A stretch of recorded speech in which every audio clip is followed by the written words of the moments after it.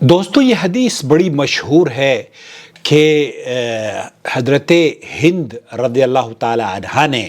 حضرت حمزہ رضی اللہ تعالی عنہ کا کلیجہ چبایا تھا، اور اس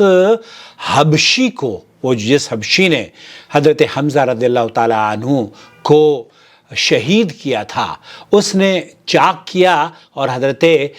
ہند رضی اللہ تعالی عنہ نے اسے چبایا۔ اس سلسلے میں جتنی بھی روایات پیش کی جاتی ہیں وہ تمام کی تمام صحت کے اعتبار سے درست نہیں ہیں، بلکہ بعض لوگ مسند احمد کی اور مصنف ابن ابی شیبہ کی روایات پیش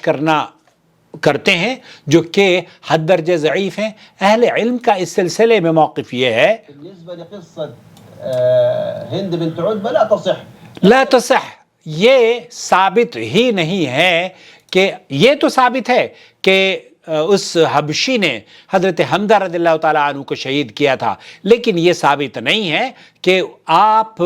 حضرت ہند جو کہ سیدنا معاویہ رضی اللہ تعالیٰ عنہ کی والدہ ماجدہ اور سیدنا ابو سفیان رضی اللہ تعالیٰ عنہ کی زوجہ محترمہ، انہوں نے ان کا کلیجہ چبایا ہو۔ یہ روایات درست نہیں ہیں۔ براہ کرم صحیح احادیث کو سمجھنے کی کوشش کریں، اور جو ضعیف روایات یا من گھڑت روایات آپ تک پہنچتی ہیں ان سے بیزاری کا اظہار کریں۔ اپنا بہت خیال رکھیں اور چینل سے جڑ جائیں ہمارے۔